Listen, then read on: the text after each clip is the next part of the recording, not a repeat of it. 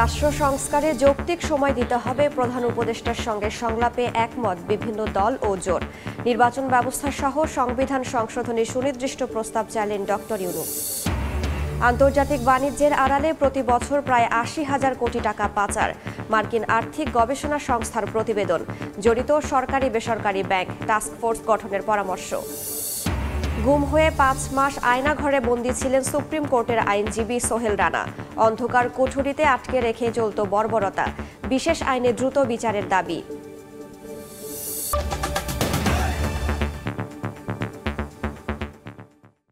ভোরের সময় সঙ্গে আছি আমি রাইসা জান্নাত। এটা তো একজন দুইবারের বেশি প্রধানমন্ত্রী নয়, সংবিধান ও নির্বাচন ব্যবস্থায় মৌলিক সংস্কারের দাবি জানিয়েছেন বিভিন্ন দল ও জোটের নেতারা। প্রধান উপদেষ্টার সঙ্গে সংলাপে এ দাবি জানান তারা। রাষ্ট্র সংস্কারে অন্তর্বর্তী সরকারকে যৌক্তিক সময় দিতে একমত হয়েছে প্রায় সব দল। প্রয়োজনীয় সংস্কার শেষে যৌক্তিক সময়ে নির্বাচনের বিষয়ে আশ্বস্ত করেছেন ডক্টর মোহাম্মদ ইউনূস। রাষ্ট্র কাঠামোর সংস্কার প্রশ্নে বিভিন্ন রাজনৈতিক দলের সঙ্গে সংলাপ করছেন অন্তর্বর্তী সরকারের প্রধান উপদেষ্টা ডক্টর মোহাম্মদ ইউনূস, যার ধারাবাহিকতায় শনিবার বিকেলে রাষ্ট্রীয় অতিথি ভবন যমুনায় আসে বেশ কয়েকটি রাজনৈতিক দল। বিকেল ৩টায় যমুনায় প্রধান উপদেষ্টার সঙ্গে বৈঠকে বসেন হেফাজতে ইসলামের সঙ্গে সম্পৃক্ত ৬টি রাজনৈতিক দলের প্রতিনিধি। বৈঠকে সংবিধান, নির্বাচন ব্যবস্থা সহ রাষ্ট্র কাঠামো সংস্কারের পাশাপাশি শাপলা চত্বর জুলাই হত্যাকাণ্ডের দ্রুত বিচার সহ কয়েকটি দাবি জানান নেতারা। দুইবারের বেশি কোনো প্রধানমন্ত্রী যেন একসাথে পরবর্তীতে যেন তিনি দায়িত্ব পালন করতে না পারেন, সেই প্রস্তাবনা আমাদের পক্ষ থেকে ছিল। যৌক্তিক সময় নিয়ে সংস্কারগুলো করে তারপরে যেন অযথা কাল বিলম্ব না করে নির্বাচনের ব্যবস্থা যেন নির্বাচনের আয়োজন করেন, সেই বিষয়টি আমরা বলেছি এবং মাননীয় প্রধান উপদেষ্টাও এই কথার সঙ্গে একমত পোষণ করেছেন যে প্রয়োজনীয় সংস্কারের পর কাল বিলম্ব না করে তারাও নির্বাচনের দিকে চলে যেতেই আগ্রহী এবং সেই ধরনের তারা প্রস্তুতি এবং তারা আয়োজন করছেন। এরপর দলের আমির মাওলানা সৈয়দ রেজাউল করিমের নেতৃত্বে প্রধান উপদেষ্টার সঙ্গে আলোচনায় বসেন ইসলামী আন্দোলন বাংলাদেশের ৫ সদস্যের প্রতিনিধি দল। রাষ্ট্র সংস্কারে সরকারকে সময় দেওয়ার পক্ষে অবস্থান জানায় দলটি। ব্যাপারটা তো একদিন দুই দিন নির্ধারিত বলাও যায় না, তবে বলছি যে খুব ত্বরিত আপনার পরিবেশটা তৈরি করবেন। আমরা নির্বাচনটা কিভাবে হবে এবং কবে আপনারা কিভাবে করবেন একটা রোড ম্যাপের ব্যাপারেও আমরা তাদের সাথে আলোচনা করেছি। প্রধান উপদেষ্টার সঙ্গে এলডিপির ৫ সদস্যের প্রতিনিধি দলের বৈঠকে দাবি ওঠে আওয়ামী লীগের রাজনীতি নিষিদ্ধের। একই সঙ্গে সংস্কার কাজে বেশি সময় না নেওয়ার পরামর্শ দেওয়া হয়। ওনারা যদি বেশি সময় নেয় তাদের পক্ষে সরকার পরিচালনা করা সম্ভব হবে না। সবকিছুর ব্যাপারে একটা রূপরেখা প্রদানের জন্য প্রদান করার জন্য আমরা বলেছি এবং আমরা বলেছি যে একটা নির্দিষ্ট সময় আপনারা যদি অ্যানাউন্স করে দেন কি ৯ মাস পরে নির্বাচন হবে, তাহলে রাজনৈতিক দলগুলি তাদের কর্মকাণ্ড নিয়ে ব্যস্ত হয়ে যাবে। সংবিধানের পঞ্চদশ সংশোধনী বাতিল, রাষ্ট্রপতি ও প্রধানমন্ত্রীর ক্ষমতায় ভারসাম্য, সর্বোচ্চ ২ মেয়াদে প্রধানমন্ত্রিত্ব সীমিত রাখা সহ বেশ কিছু সংস্কার দাবি করেছে জাতীয় পার্টি। আর এই ক্ষেত্রে অন্তর্বর্তী সরকারকে প্রয়োজনীয় সময় দিতেও রাজি দলটি।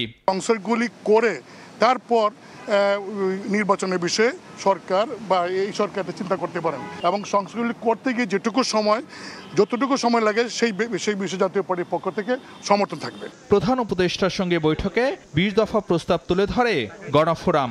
এ সময় দলটির নেতা ডক্টর কামাল হোসেনের কাছে সংবিধান সংশোধনে প্রস্তাবনা চান প্রধান উপদেষ্টা। আমরা করার জন্য বলছি এবং এটা আমরা বিভিন্ন করব। সুন্দর আলোচনা হয়েছে এবং আমরা লিখিত প্রস্তাবগুলো দিয়েছি ওনার কাছে, এটা উনি গ্রহণ করেছেন। এছাড়াও প্রধান উপদেষ্টার সঙ্গে বাংলাদেশ জাসদ, ১২ দলীয় জোট, জাতীয়তাবাদী সমমনা জোট নেতারা বৈঠক করেন। দুর্নীতিবাজরা যাতে নির্বাচন করতে না পারেন তা নিশ্চিত সহ বিভিন্ন দাবি জানানো হয় বৈঠকে। ফারুক ভিয়া, রবিন, সময় সংবাদ, ঢাকা। সব রাজনৈতিক দলকে সঙ্গে নিয়ে খুব শিগগিরই প্রধান উপদেষ্টা রাষ্ট্র সংস্কারের রূপরেখা প্রকাশ করবেন। জাতীয় ঐক্যের ভিত্তিতে রাষ্ট্র সংস্কারের কাজ করা হবে। বিভিন্ন রাজনৈতিক দলের নেতাদের বৈঠকের পর ব্রিফিংয়ে একথা জানানো হয়েছে। রাষ্ট্রীয় প্রতিষ্ঠান, বিচার বিভাগ ও সংবিধান সংস্কারের বিষয়ে আলোচনা হয়েছে বলেও জানান ডক্টর মোহাম্মদ ইউনূসের প্রেস সচিব ও বিশেষ সহকারী। প্রাতিষ্ঠানিক সংস্কারগুলো কীরকম হতে পারে, তারপর এখানে বিচারের প্রক্রিয়া কীরকম হতে পারে এবং এখানে সংবিধান নিয়ে মূলত অনেকগুলো প্রশ্ন এসেছে যে সংবিধানকে আমরা আসলে সংস্কার করব নাকি হচ্ছে সংবিধানকে আমরা পুনরায় এটাকে প্রণয়ন করা হবে সবাইকে সাথে নিয়ে। কেউ বলেন না যে আপনি 1 বছরের মধ্যে করবেন, কোনো কিন্তু টাইম নিয়ে কেউ কিন্তু বলেন। সবাই যেটা বলছেন যে আপনার লিডারশিপে দেশ এগিয়ে যাবে, সবাই আস্থা প্রকাশ করছেন যে আপনার লিডারশিপে আমরা কংক্রিট খুবই লাস্টিং আমরা রিফর্ম দেখতে পারব। সংস্কারের জন্য অন্তর্বর্তী সরকারকে সময় দেওয়ার পক্ষে বিএনপি। দলটির মহাসচিব মির্জা ফখরুল ইসলাম আলমগীর বলেছেন, সব দলের মতামত নিয়ে সুষ্ঠু নির্বাচন হলেই ছাত্র জনতার চূড়ান্ত বিজয় অর্জিত হবে। কুমিল্লায় বন্যার্তদের মাঝে ত্রাণ বিতরণ শেষে তিনি বলেন, ষড়যন্ত্রের মাধ্যমে বিএনপির ইমেজ নষ্টের অপচেষ্টা হচ্ছে। তবে কেউ অপরাধ করলে আইনশৃঙ্খলা রক্ষা বাহিনীর হাতে তুলে দেওয়ার আহ্বানও জানিয়েছেন তিনি। ভয়াবহ বন্যার কবলে দেশের 11 জেলার 54.5 লাখ মানুষ এখনও পানিবন্দী হয়ে মানবেতর দিন গুনছেন প্রায় 7 লাখ। ধারাবাহিক কর্মসূচির অংশ হিসেবে শনিবার জরুরি ত্রাণ সেবা নিয়ে কুমিল্লায় বন্যার্তদের কাছে পৌঁছান বিএনপি মহাসচিব মির্জা ফখরুল ইসলাম আলমগীর। ক্ষতিগ্রস্ত বিভিন্ন এলাকার বানভাসীদের হাতে ত্রাণ সামগ্রী তুলে দেন তিনি। কুমিল্লা লালমাইয়ে ত্রাণ বিতরণ অনুষ্ঠানে মির্জা ফখরুল জনগণের ভোটের অধিকার নিশ্চিত করতে দ্রুত নির্বাচন দিতে অন্তর্বর্তী সরকারের প্রতি আহ্বান জানান। সকলে যা চায় মানুষ সেইভাবে একটা নির্বাচনের ব্যবস্থা করতে হবে, কিন্তু দ্রুত তার সঙ্গে জনগণের যে দাবি জনগণের প্রতিনিধির হাতে ক্ষমতা তুলে দিতে হবে। একটি চক্র ষড়যন্ত্রের মাধ্যমে বিএনপির ইমেজ নষ্টের অপচেষ্টা করছে বলেও অভিযোগ তোলেন বিএনপি মহাসচিব। ছাত্র জনতার যে বিজয়, সেই বিজয়কে নস্যাৎ করার জন্য একটা মহল কাজ করছে অত্যন্ত সচেতনভাবে। আমাদের মধ্যে আবার বিভেদ সৃষ্টি করার চেষ্টা করছে। আমাদের কিছু কিছু লোকের নামে বিভিন্ন রকম কথা বলে পত্রপত্রিকায় বিএনপির ভাবমূর্তি নষ্ট করার চেষ্টা করছে।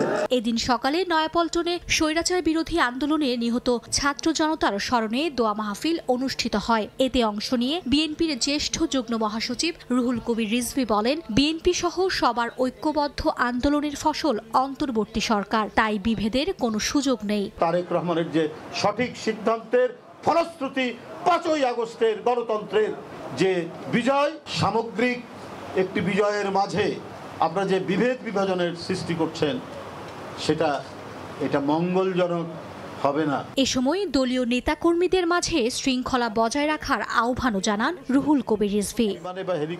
মার্জিয়া মুমু, সময় সংবাদ, ঢাকা। ধর্মের ভিত্তিতে জাতিকে বিভাজন করা জামায়াতে ইসলামীর কাজ নয় বলে মন্তব্য করেছেন দলটির আমির ডাক্তার শফিকুর রহমান। তিনি বলেন, জনগণের সেবক হবেন রাজনীতিবিদরা। শনিবার সকালে রাজধানীর কচিকাঁচারমালা মিলনায়তনে সাংস্কৃতিক ঐক্য ফ্রন্টের আয়োজনে কবি, লেখক, শিল্পী সমাবেশে কথা বলেন শফিকুর রহমান। জামায়াতের আমির আরও বলেন, গত বছরগুলোতে সংস্কৃতি ভুলিয়ে দেওয়ার চেষ্টা করা হয়েছে। কোনো স্বৈরশাসক যাতে লেখক শিল্পীদের দমিয়ে রাখতে না পারে সে বিষয়ে সজাগ থাকার আহ্বান জানিয়ে শফিকুর রহমান বলেন, নাগরিক অধিকার ছিন্ন করার অধিকার কারো নেই।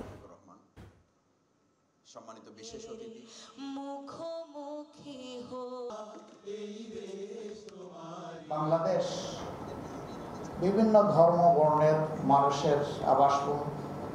এখানে কোনো রাজনৈতিক জমিদারি আমরা বরদাস্ত করব না।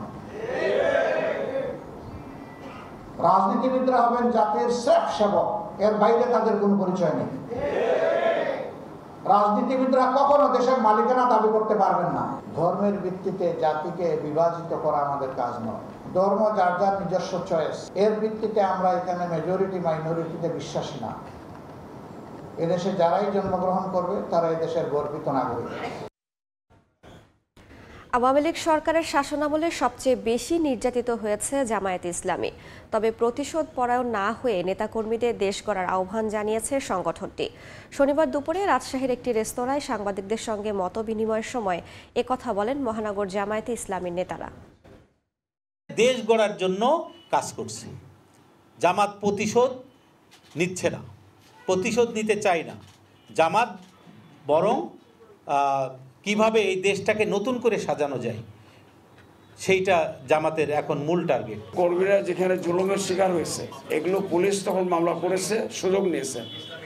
আমরা এগুলো আমাদের ভাইদের যে নির্যাতন, সেই নির্যাতনের জন্য আমরা আমাদের লোকেদেরকে বাদী করে পরিবারের সদস্যদেরকে বাদী করে আমরা মামলা শুরু করেছি। ওই সমস্ত মামলা সবগুলো থাকবে না, যেহেতু পুলিশ মামলা করেছে। আমরা নতুন করে সমস্ত মামলা সাজিয়ে আইনের আওতায় কিভাবে আনা যায় সেটা আমরা করার চেষ্টা করছি। বাংলাদেশ থেকে প্রতি বছর বিদেশে পাচার হওয়া অর্থের পরিমাণ কত? এমন প্রশ্নের উত্তর মিলছে বৈশ্বিক একটি আর্থিক গবেষণা সংস্থার প্রতিবেদনে। সংস্থাটি বলছে গড়ে প্রতি বছর ৮০,০০০ কোটি টাকা পাচার হচ্ছে তৃতীয় বিশ্বের ছোট্ট এই দেশ থেকে, যার বড় একটি অংশই পাচার হয়েছে তথাকথিত আন্তর্জাতিক বাণিজ্যের আড়ালে। অর্থনীতিবিদরা বলছেন যে করেই হোক পাচার হওয়া অর্থ ফেরানোই এখন মূল চ্যালেঞ্জ। মাইমুনা হায়দার চৌধুরীর রিপোর্ট। গত কয়েক বছর ধরেই ডলার সংকট, ভঙ্গুর অর্থনীতি, মূল্যস্ফীতি সহ নানাবিধ টানাপোড়েনে দেশের অর্থনীতি, যার অন্যতম কারণ অর্থ পাচার।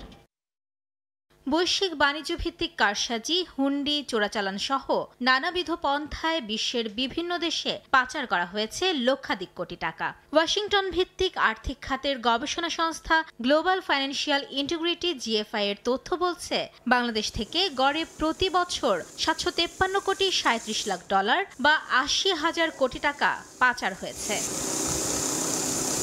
শুধু ব্যক্তি উদ্যোগেই নয়, অর্থ পাচার প্রক্রিয়ায় পরোক্ষভাবে যুক্ত হয়েছে দেশের একাধিক আর্থিক প্রতিষ্ঠান ও সরকারি বেসরকারি ব্যাংকও। Centre for policy dialogue CPD বলছে গেল প্রায় দেড় যুগে দেশীয় ১৯টি ব্যাংকে আত্মসাৎ করা মাত্র ২৪টি ঋণ কেলেঙ্কারির মাধ্যমেই প্রায় ১০০,০০০ কোটিরও বেশি টাকা পাচার হয়েছে বিশ্বের বিভিন্ন দেশে। পাচার হওয়া অর্থ ফেরাতে বেশ কবছর আগেই বাংলাদেশ বহু দেশের সঙ্গে একাধিক চুক্তি করে। অর্থনীতিবিদরা বলছেন সেই সব চুক্তি এবং সংশ্লিষ্ট দেশগুলোর সঙ্গে যৌথ উদ্যোগ জারি রাখতে পারে বর্তমান সরকার। অর্থ পাচার এগুলোকে রিকভারি করার ক্ষেত্রে আমাদের বিভিন্ন এজেন্সি কিন্তু আছে। বিদেশের সাথেও আমাদের কিন্তু বেশ কিছু নেটওয়ার্ক আছে যেগুলোর আমরা মেম্বার। এডমন্ড কান্ট্রির একটা নেটওয়ার্ক আছে, সেটার আমরা মেম্বার। সুতরাং সেগুলো আমাদেরকে কিন্তু ব্যবহার করতে হবে। বৈশ্বিক পরিসরের উদ্যোগের পাশাপাশি অর্থ ফেরাতে গুরুত্বপূর্ণ অবদান রাখতে হবে দুদককেও। প্রয়োজনে টাস্ক ফোর্স গঠনের মাধ্যমে নিবিড় অনুসন্ধানের তাগিদ দিচ্ছেন আইনজ্ঞরা। অ্যান্টি করাপশন কমিশন তার এবিলিটি আছে যে দেশের বাইরে হোক দেশের ভিতরে হোক করাপশনের মাধ্যমে যদি টাকা যদি আপনার আত্মসাৎ করে কেউ, সেটাকে কিন্তু সে রিকভার করতে পারে অ্যাজ সুন অ্যাজ পসিবল, যতটুকু সম্ভব। এখন ইন্টারিম গভর্নমেন্টের উচিত যে ইনভেস্টিগেশন উইংটাকে স্ট্রং করে দেওয়া, সবাইকে কোঅর্ডিনেট করে একটা টাস্ক ফোর্স করে দেওয়া, যাতে করে হচ্ছে গিয়ে যে কোনো না কোনোভাবে ট্রেসগুলি যেন করা যায়। অতীত অভিজ্ঞতা বলে অর্থ পাচার যতটা সহজভাবে হয়েছে সেই অর্থ ফিরিয়ে আনা ততটাই কঠিন থেকে কঠিনতর। তারপরেও আশার কথা হচ্ছে এ বিষয়ে কাজ শুরু করেছে সরকার।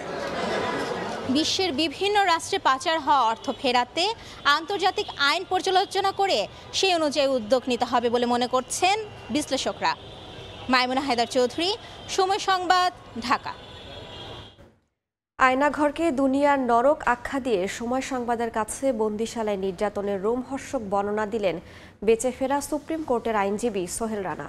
৫ মাস ৩ দিন অন্ধকার কুঠুরিতে আটকে রেখে মধ্যযুগীয় বর্বরতা চালানো হয় বলে জানান তিনি। জড়িতদের বিচারে গুম কমিশন গঠিত হওয়ায় স্বস্তি জানালেও বিশেষ আইনে দ্রুত বিচার দাবি তার।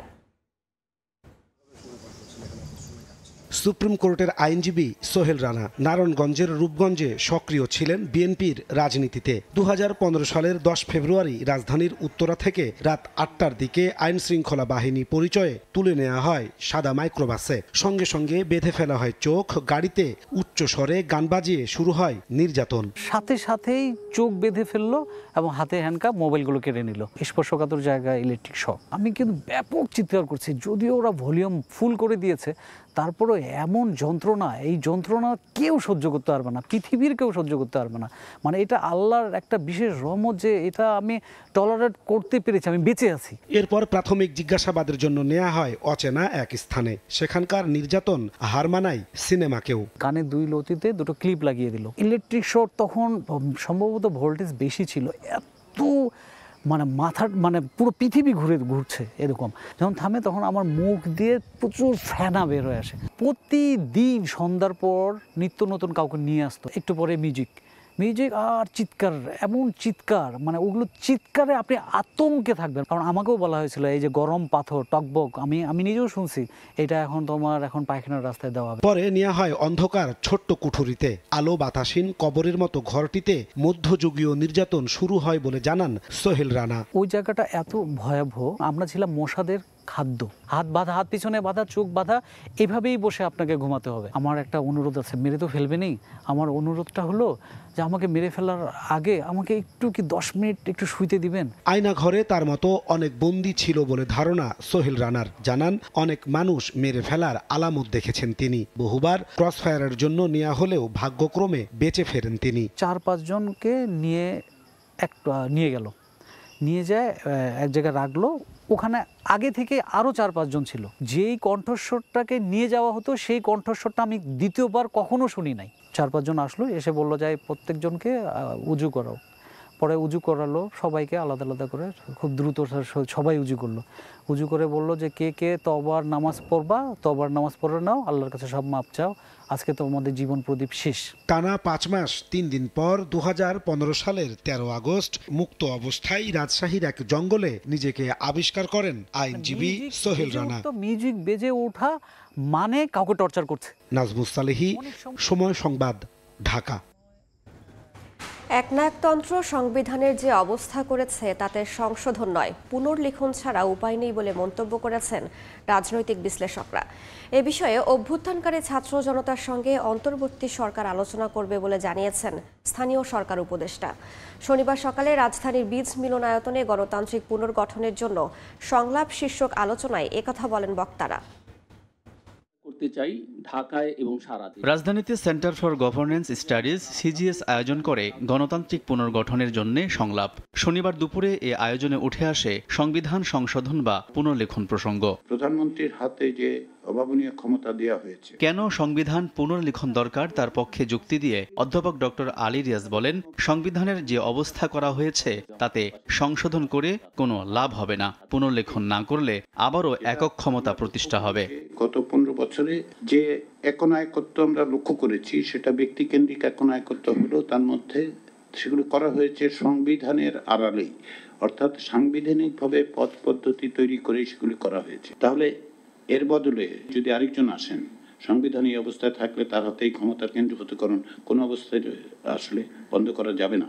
সিনিয়র আইনজীবী সারা হোসেন বলেন, সংবিধান সংশোধন নাকি পুনর্লেখন সে সিদ্ধান্ত নিতে হবে সবার মতামত নিয়ে। আর সুজন সম্পাদক বদিউল আলম মজুমদার বলেন, এ বিষয়ে সরকারকেই সিদ্ধান্ত নিতে হবে। সারা পৃথিবী জুড়ে যে নতুন করে যখন কিছু লেখা হয়, সেখানে যদি আসলে সবাইকে নিয়ে যদি না করা হয়, একপেশে ভাবে যদি করা হয়, ওটা কিন্তু টিকে না। আমাদের ইন্টারিম সরকার আছে, তাদেরকেই বোধহয় সিদ্ধান্তটা প্রাথমিকভাবে নিতে হবে, কারণ তাদেরকে সিদ্ধান্ত নিতে হবে তারা কতদূর যেতে চায়। গোজামিল দিয়ে সংবিধানের ৫ম সংশোধন করা হয়েছিল উল্লেখ করে অন্তর্বর্তী সরকারের উপদেষ্টা হাসান আরিফ বলেন, মূল বিষয় ঠিক রেখে সংবিধান সংশোধন করা যেতে পারে, তবে তা হতে হবে অভ্যুত্থানকারী ছাত্র জনতার সঙ্গে আলোচনা করে। এই সরকার হচ্ছে ট্রাস্টি, বেনিফিশিয়ারি হচ্ছে জনগণ, আর সেটলার অব দি ট্রাস্ট হচ্ছে এই ছাত্র জনতার যে গণ অভ্যুত্থান। সুতরাং আমাদেরকে এই ছাত্র জনতার কাছেই ফিরে যেতে হবে এই সম্পূর্ণ বিষয়ে সিদ্ধান্ত দেওয়ার জন্য। বক্তারা বলেন, শেখ হাসিনা সংবিধানকে দুর্বোধ্য করার পাশাপাশি আদালতকেও দমন করেছে সংবিধান দিয়ে। সংশোধনের মাধ্যমেই সাংবিধানিক এই জুজুর ভয় কাটানোর তাগিদ তাদের। সম্ভাবনা তৈরি হয়েছে বলেই। আলতাফ হোসাইন, সময় সংবাদ, ঢাকা। ভারতে আশ্রয় নেওয়া সাবেক প্রধানমন্ত্রী শেখ হাসিনাকে বাংলাদেশে ফেরত পাঠানোর বিষয়ে কোনো সিদ্ধান্তে আসার এখনও সময় আসেনি বলে মন্তব্য করেছেন দেশটির পররাষ্ট্রমন্ত্রী এস জয়শঙ্কর। শনিবার এক সাক্ষাৎকারে বাংলাদেশ বিষয়ে প্রশ্নে কৌশলী উত্তর দেন তিনি। জয়শঙ্কর বলেন, বাংলাদেশের বিষয়ে নেইবারহুড ফার্স্ট পলিসি মেনে চলবে Bharat. I'm in the diplomacy business, for me,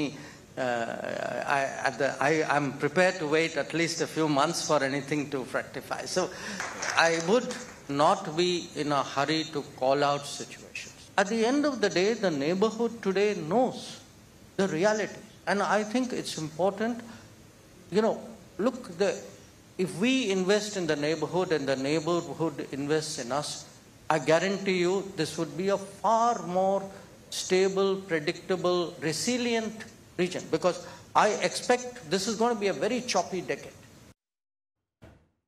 ৭১-এর প্রত্যাশা পূরণ হয়নি বলেই ২৪-এ গণ অভ্যুত্থান হয়েছে বলে মন্তব্য করেছেন স্থানীয় সরকার, পল্লী উন্নয়ন ও সমবায় উপদেষ্টা এএফ হাসান আরিফ। শনিবার দুপুরে গণতান্ত্রিক পুনর্গঠনের জন্য সংলাপ শীর্ষক আলোচনার সভায় একথা বলেন তিনি। বলেন, সংবিধান সংশোধন বা পুনর্লিখন আলোচনার মধ্য দিয়ে হবে। এক্ষেত্রে সরকার সিদ্ধান্ত দেওয়ার ক্ষমতায় নেই জানিয়ে তিনি বলেন, মতামত নিয়ে ফিরে যেতে হবে ছাত্র জনতার কাছে। সুশাসনের জন্য নাগরিক সুজন সম্পাদক বদিউল আলম মজুমদার বলেন, সংবিধান পুনর্লেখন বা সংশোধনের প্রশ্নে সরকারকেই সিদ্ধান্ত নিতে হবে। মৌলিক কাঠামো এগুলো পরিবর্তন করা হয়েছে, কিন্তু এখানে যেটা করা হয়েছে সার্বিক ধারার মধ্যে এক তৃতীয়াংশকে অসংশোধনযোগ্য করা হয়েছে। আমার মনে হয় না সেগুলো বেসিক স্ট্রাকচার কিংবা এগুলোকে আমরা ওই দিতে পারি, ওই রকম গুরুত্ব দিতে পারি। যেটা কনস্টিটিউশন আছে সেটার উপর যে আলোচনা হচ্ছে, এটার অর্থ এই না যে কনস্টিটিউশনের সাপোর্টিভ কোনো মতবাদ আসছে, একটা ওপেন এন্ডেড ডিসকাশন হচ্ছে। এখানে সবই ভিন্নমত আর সবই মতামত, এই সবগুলিকে নিয়েই এই ডেমোক্রেটিক রিকনস্ট্রাকশনের দিকে বা গণতান্ত্রিক পুনর্গঠনের দিকে বাংলার মানুষ। দেশে কমলো জ্বালানি তেলের দাম। লিটারে ৬ টাকা কমিয়ে অকটেন ১২৫ টাকা আর পেট্রোলের দাম ১২১ টাকা নির্ধারণ করা হয়েছে। ডিজেল ১০৬ টাকা ৭৫ পয়সা থেকে ১ টাকা ২৫ পয়সা কমিয়ে ১০৫ টাকা ২৫ পয়সা করা হয়েছে। খুলনায় এক বৈঠক শেষে এ কথা বলেন বিদ্যুৎ, জ্বালানি ও খনিজ সম্পদ উপদেষ্টা ফাউজুল কবির খান। অন্তর্বর্তী সরকারের এই সিদ্ধান্তকে সাধুবাদ জানিয়েছেন সাধারণ ভোক্তারা। রাশিয়া ইউক্রেন যুদ্ধে টালমাটাল অর্থনীতি, যার প্রভাব পড়েছিল দেশের জ্বালানি খাতেও। ধাপে ধাপে বেড়েছে দাম, এক লাফে পৌঁছে গিয়েছিল সাধারণ ভোক্তার নাগালের বাইরে। এমন পরিস্থিতিতে বিশ্ববাজারের সঙ্গে সমন্বয় রেখে জ্বালানি তেলের মূল্য সমন্বয়ের সিদ্ধান্ত নেয় বিদ্যুৎ, জ্বালানি ও খনিজ সম্পদ মন্ত্রণালয়। জুলাইয়ে কমানো হয় দাম, তবে তা অতি নগণ্য, লিটার প্রতি মাত্র ১ টাকা। তাই দাম কমলেও ফেরেনি স্বস্তি। এবার আর হতাশা নয়, এক লাফে পেট্রোল ও অকটেনে ৬ টাকা এবং ডিজেল ও কেরোসিনে ১ টাকা ২৫ পয়সা কমানো হয়েছে দাম। শনিবার বিদ্যুৎ, জ্বালানি ও খনিজ সম্পদ মন্ত্রণালয় এ সংক্রান্ত একটি প্রজ্ঞাপন জারি করে।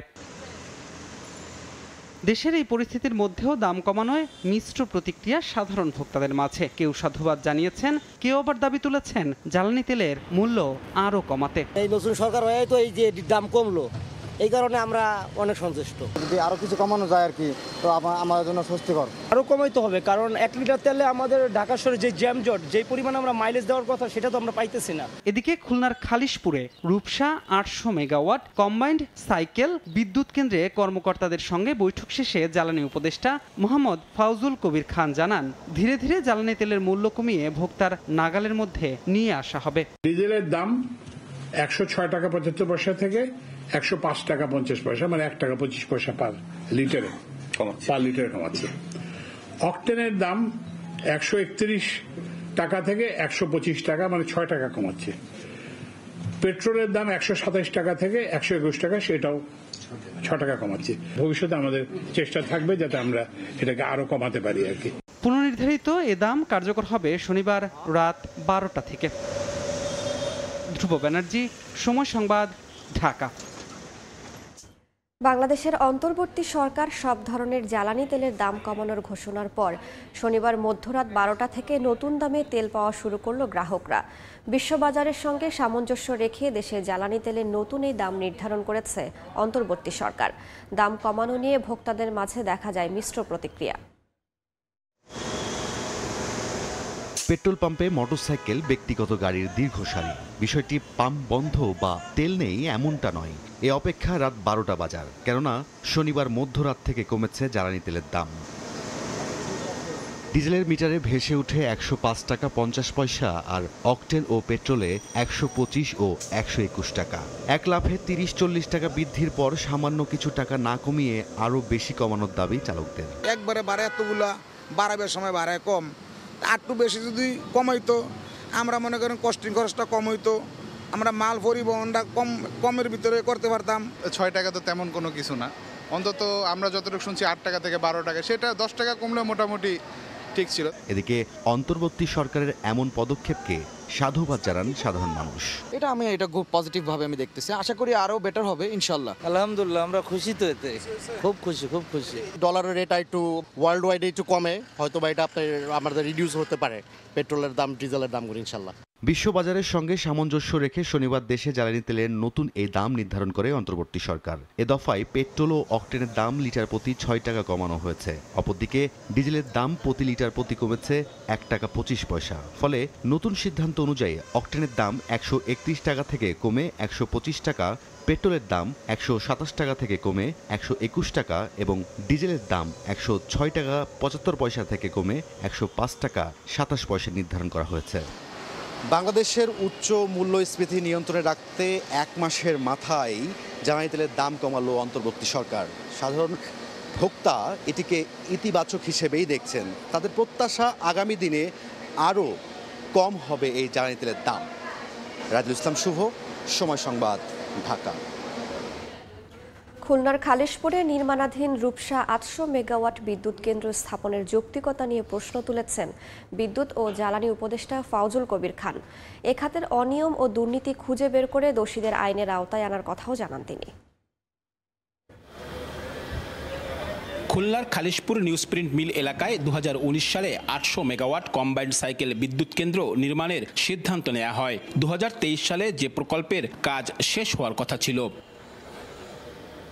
পাইপলাইনে গ্যাস এনে খুলনার এই বিদ্যুৎ কেন্দ্র পরিচালনার কথা বলে প্রকল্প করা হলেও তা বাস্তবায়নের কোনো উদ্যোগ নেয়নি শেখ হাসিনা সরকার। এ কারণে প্রকল্পটির যৌক্তিকতা নিয়ে প্রশ্ন ছিল শুরু থেকেই। শনিবার বিদ্যুৎ কেন্দ্রটি পরিদর্শন ও কর্মকর্তাদের সঙ্গে বৈঠক করেন বিদ্যুৎ, জ্বালানি ও খনিজ সম্পদ উপদেষ্টা ফাউজুল কবির খান। বিগত সরকারের নানা অনিয়ম ও দুর্নীতির সুযোগ করে দিতেই এ ধরনের প্রকল্প নেওয়া হয়েছে বলে অভিযোগ করেন তিনি।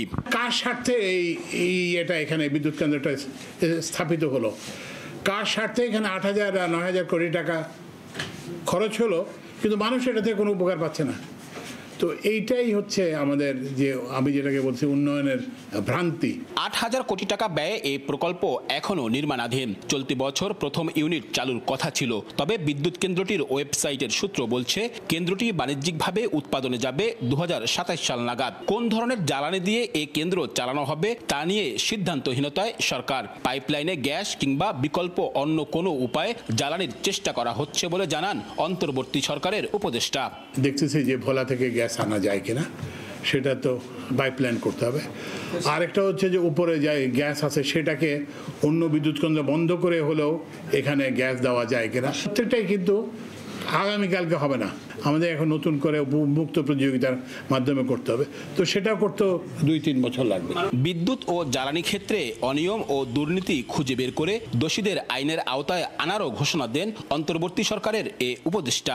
বিচারপতি মইনুল, প্রফেসর মুশতাক, ডক্টর জাহিদ হোসেন এবং বুয়েটের একজন অধ্যাপক, ওনার সঙ্গে এখনো আমি কথা শুরু করছি, কিন্তু কথাটা যেহেতু হয় না, তার নামটা আমি এখন বলতেছি না। তো ওনারা সব কিছু দেখবেন, দুর্নীতি এবং অনিয়মিত সেগুলো তারা খতিয়ে দেখবেন, খতিয়ে দেখে ওনারা যে সুপারিশ করবেন সেই সুপারিশের ভিত্তিতে আমরা ব্যবস্থা নেব। নর্থ ওয়েস্ট পাওয়ার জেনারেশন কোম্পানির পরিচালনায় নির্মাণাধীন প্রকল্পটির ভৌত অগ্রগতি 81% আর আর্থিক অগ্রগতি 46%।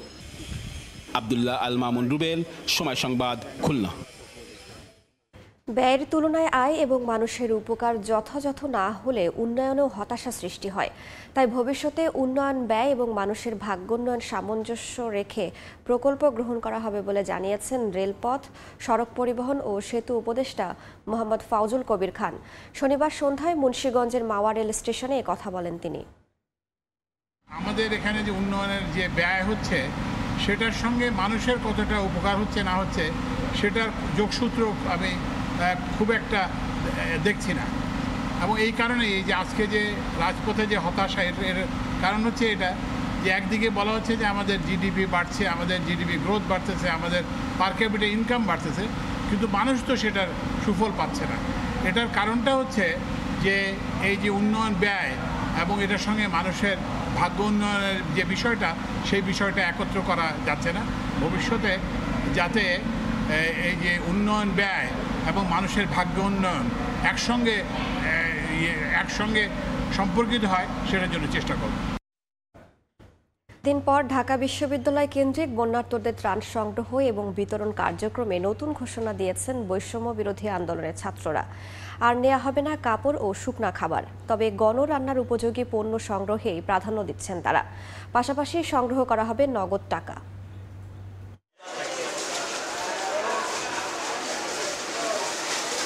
ঢাকা বিশ্ববিদ্যালয় টিএসসিতে বৈষম্য বিরোধী ছাত্র আন্দোলনের গণত্রাণ কার্যক্রমে শনিবার আসে কিছুটা ভিন্নতা। সকালে দেশের বন্যা দুর্গত প্রত্যন্ত অঞ্চলের জন্য শুকনো খাবার আর কাপড়ের শেষ চালানগুলো তোলা হয় ট্রাকে। বাকি ত্রাণ সামগ্রীও সরিয়ে নিয়ে সম্পূর্ণ পরিষ্কার করা হয় টিএসসি, কারণ এসব স্থান এবার পূর্ণ করা হবে চাল, ডাল, তেল আর মশলার মতো পণ্যে। দুর্গত এলাকায় স্থানীয় পর্যায়ে গণরান্নার কর্মসূচি জোরদার করতে যাচ্ছে বৈষম্য বিরোধী ছাত্র আন্দোলনের স্বেচ্ছাসেবকরা। জেলা সমিতিগুলো আছে বা উপজেলা সমিতিগুলো আছে, আমরা কিন্তু তাদের সাথে কন্ট্যাক্ট অলরেডি করে ফেলেছি। তাদেরকে আমরা বলেছি তারা নিজ নিজ এলাকায় চলে যেতে, এখন এবং সেখানে ভলেন্টিয়ারের প্রয়োজন রয়েছে। এখন তারা অলরেডি এখান থেকে মুভ অন করে শুরু হয়ে গেছে। শনিবার সরকারি ছুটির দিন হওয়ায় টিএসসিতে ত্রাণ নিয়ে ছুটে এসেছেন অনেকে। শিক্ষা প্রতিষ্ঠান থেকে শুরু করে সামাজিক সাংস্কৃতিক সংগঠনের সঙ্গে নিজের সংগ্রহ নিয়ে আসেন শিশুরাও। খুব সুন্দরভাবে এটা শৃঙ্খলাবদ্ধভাবে কাজগুলো আগাচ্ছে। ছাত্র জনতা যা উদ্যোগে যে কাজটা করতে পারবে, আমরা সেটা হয়তো পারবো না সে দুর্গম এলাকায়। সেই জন্য এখানে আসছি ডোনেশনের জন্য। প্রত্যেকটা মানুষ কিন্তু মুখিয়ে আছে কিভাবে এই পুনর্গঠনের কাজে সামিল হতে পারে। ত্রাণ কার্যক্রমের সমন্বয়করা জানান, আর নতুন করে শুকনো খাবার বা কাপড় নেওয়া হবে না। গণরান্নার জন্য প্রয়োজনীয় পণ্যের পাশাপাশি পানি বিশুদ্ধকরণ ট্যাবলেট, শিশু খাদ্য, স্যানিটারি ন্যাপকিনের চাহিদার কথাও জানান তারা। কাপড় এবং শুকনো খাবার আর নিচ্ছি না, তবে আমাদের যে নগদ অর্থ সংগ্রহের প্রক্রিয়াটা সেটি আমরা চলমান রাখবো। চাল, ডাল, আলু, পেঁয়াজ, লবণ, সয়াবিন তেল, মশলা, মোমবাতি, দিয়াশলাই, ওরসেলাইন ঔষধ, পানি বিশুদ্ধকরণ ট্যাবলেট, স্যানিটারি ন্যাপকিন এবং আরও আরেকটি গুরুত্বপূর্ণ বিষয় যেটি হচ্ছে শিশু খাদ্য। বন্যায় ক্ষতিগ্রস্তদের জন্য আশ্রয় কেন্দ্রকে মাথায় রেখে আপাতত গণরান্নার পরিসর বাড়ানোতে স্বেচ্ছাসেবক এবং অর্থ সাহায্যের গুরুত্বও তুলে ধরে বৈষম্য বিরোধী ছাত্র আন্দোলনের সমন্বয়করা। শাতিলা শারমিন, সময় সংবাদ, ঢাকা। বন্যা কবলিত এলাকায় ত্রাণ বিতরণ শেষে দ্রুত সময়ের মধ্যে পুনর্বাসন প্রক্রিয়া শুরু হবে বলে জানিয়েছেন দুর্যোগ ব্যবস্থাপনা ও ত্রাণ মন্ত্রণালয়ের উপদেষ্টা ফারুকী আজম। শনিবার সকালে চট্টগ্রাম সার্কিট হাউসে জেলা প্রশাসনের কর্মকর্তাদের সঙ্গে বন্যা পরবর্তী পুনর্বাসন নিয়ে মতবিনিময় করে কথা বলেন তিনি।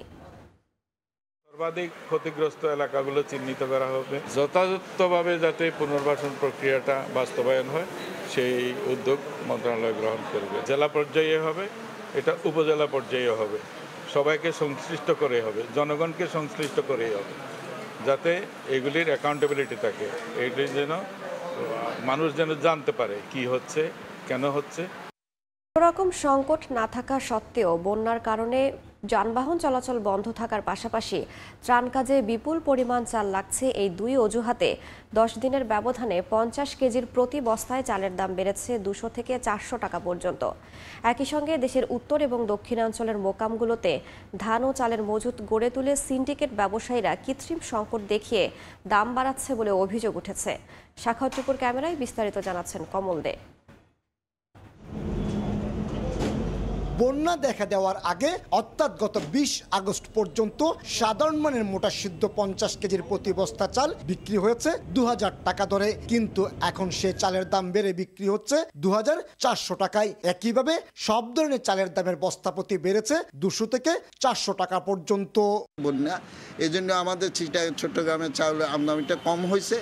এই কমের পরিপ্রেক্ষিতে কিছু আমাদের অসাধু ব্যবসায়ী আছে, তারাও স্টক করছে এবং মার্কেটটা অটোমেটিক বাড়ে গেছে। সিদ্ধ চালের মতো অবস্থা আতপ চালের বাজারও। পাইকারি ব্যবসায়ীদের অভিযোগ, পর্যাপ্ত মজুত থাকার পাশাপাশি সরবরাহ ব্যবস্থা স্বাভাবিক থাকা সত্ত্বেও শুধুমাত্র বন্যা এবং ত্রাণের অজুহাতে বাড়ানো হচ্ছে চালের দাম। ধান স্টক করার একটা শ্রেণী বের হয়ে গেছে, তারা ডেইলি 100, 150, 200 করে মনে ধানের দাম বাড়িয়ে দিচ্ছে, সেটার ইফেক্ট চাউলের বাজারে পড়তেছে। ধান উৎপাদন এলাকা হিসেবে পরিচিত রাজশাহী, নওগাঁ, কুষ্টিয়া, দিনাজপুর, পাবনা এবং বগুড়ার মোকামে ধান চাল মজুত রেখে বাজারে কৃত্রিম সংকট সৃষ্টির চেষ্টা চলছে বলে অভিযোগ উঠেছে। মোকাম মালিক এবং মিলাররা আগের চাহিদাপত্র অনুযায়ী চাল দিতে অস্বীকৃত জানালো বাড়তি দাম পেলে গুদামগুলোতে চালবাহী ট্রাক পাঠাচ্ছে। এক্ষেত্রে সিন্ডিকেট প্রথা ভাঙতে চাল আমদানির এলসি উন্মুক্ত করার দাবি ব্যবসায়ীদের। 6-7 এলসিটা কুলি রাখার জন্য বলতেছি, যদি আমাদের দেশে সংকট থাকে ছট করে এক সপ্তাহের মধ্যে চাউল আমাদের দেশে আসবে, কিন্তু না হয় আমাদের চাউলের কেজি 100 টাকা ইমিডিয়েটলি 100 টাকা হয়ে যাবে। চট্টগ্রামে চালের কোনো মোকাম না থাকলেও নগরীর পাহাড়তলি বাজারে 200 গুদামে প্রতিদিন 100 ট্রাক বোঝাই 1500 মেট্রিক টন এবং চাকতাই বাজারের 100 গুদামে 1300 মেট্রিক টন চাল আসছে। নেই কোনো চালের সংকট, তারপরও কৌশল এবং অজুহাত করে বাড়ানো হচ্ছে সব ধরনের চালের দাম। চালের দাম নিয়ন্ত্রণে এখনো যদি মনিটরিং শুরু না হয় তাহলে আগামীতে লাগামহীন হয়ে পড়বে, এমনটি শঙ্কা করছেন ব্যবসায়ীরা। চট্টগ্রামের পাহাড়তলি চাল বাজার থেকে কমল দে। সমেত ডম্বুর বাঁধ খুলে না দিত তাহলে বন্যা হতো না বলে অভিযোগ করেছেন বিএনপি চেয়ারপারসনের উপদেষ্টা জয়নুল আবেদিন ফারুক। তিনি আরও বলেন, এটা রাজনৈতিক কারণে হয়েছে কিনা খুঁজে বের করতে হবে। শনিবার সকালে নোয়াখালী সেনবাগে বন্যা কবলিত এলাকায় ত্রাণ সামগ্রী বিতরণ শেষে একথা বলেন তিনি।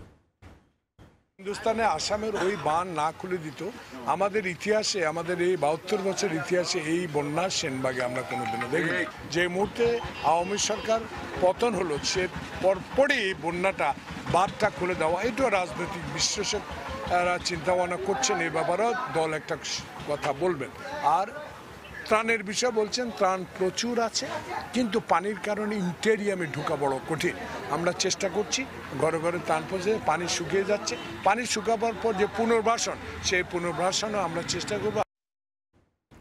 মির গ্রুপের একটি ওয়্যারহাউস থেকে এস আলম গ্রুপের নামে আমদানি করা বিলাসবহুল গাড়ি সরিয়ে নেওয়ার ঘটনায় বিএনপির সম্পৃক্ততা নেই। সংবাদ সম্মেলনে এমন দাবি করেছেন চট্টগ্রাম দক্ষিণ জেলা বিএনপির নেতারা। তারা বলেন, একটি ফোন নম্বর থেকে 2 দফায় চাঁদা দাবি করা হলে চট্টগ্রাম দক্ষিণ বিএনপির যুগ্ম আহ্বায়ক এনামুল হক এনামের সহায়তা চায় মির গ্রুপ। সে সময় চাঁদাবাজদের চিহ্নিত করতে জেলা বিএনপির আহ্বায়ক আবু সুফিয়ানকে সঙ্গে নিয়ে ঘটনাস্থলে যান এনামুল হক এনাম। তবে গাড়ি সংক্রান্ত বিষয়ে কোনো কিছু জানতেন না বলে দাবি করেন বিএনপি নেতারা। গত বৃহস্পতিবার রাতে কালুরঘাট শিল্প এলাকার মির গ্রুপের একটি ওয়্যারহাউস থেকে BMW, মার্সিডিজ ও অডি সহ বিলাসবহুল একাধিক গাড়ি সরিয়ে নেওয়ার ভিডিও ছড়িয়ে পড়ে সামাজিক যোগাযোগ মাধ্যমে। সে ঘটনায় এস আলম গ্রুপের বিলাসবহুল 14টি গাড়ি সরিয়ে নিচ্ছেন বিএনপি নেতারা, এমন শিরোনামে সংবাদ প্রকাশিত হয় কয়েকটি গণমাধ্যমে। নেতা হিসেবে বিএনপির নাম ব্যবহার করা, চাঁদাবাজদের চিহ্নিত করতে আমরা সেখানে গিয়েছিলাম।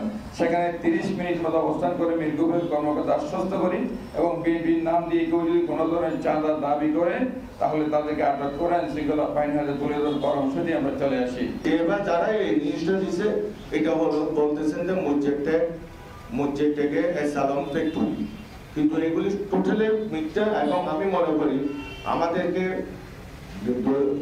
বিএনপি হিসেবে অর্থাৎ ভাবমূর্তি নষ্ট করার জন্য, সাংগঠনিকভাবে হেয় প্রতিপন্ন করার জন্য এই সমস্ত কর্মকাণ্ড চালাচ্ছে। ওসমানী আন্তর্জাতিক বিমানবন্দর স্বর্ণ চোরাচালানের নিরাপদ রুটে পরিণত হয়েছে। মধ্যপ্রাচ্য থেকে সিলেট সরাসরি ফ্লাইটে প্রায়ই ধরা পড়ছে স্বর্ণের চালান। 10 বছরে এই বিমানবন্দর থেকে জব্দ করা হয়েছে 4 মণের মতো স্বর্ণ। আর চালানের সঙ্গে কখনো কখনো বহনকারী ধরা পড়লেও মূল হোতারা থেকে যাচ্ছে ধরাছোঁয়ার বাইরে। ইকরামুল কবিরের রিপোর্ট, ছবি তুলেছেন নওশাদ আহমদ চৌধুরী। 153 কেজি স্বর্ণ, মন হিসাবে এর ওজন প্রায় 4 মণ। জব্দকৃত স্বর্ণের বর্তমান বাজার মূল্য প্রায় 160 কোটি টাকা।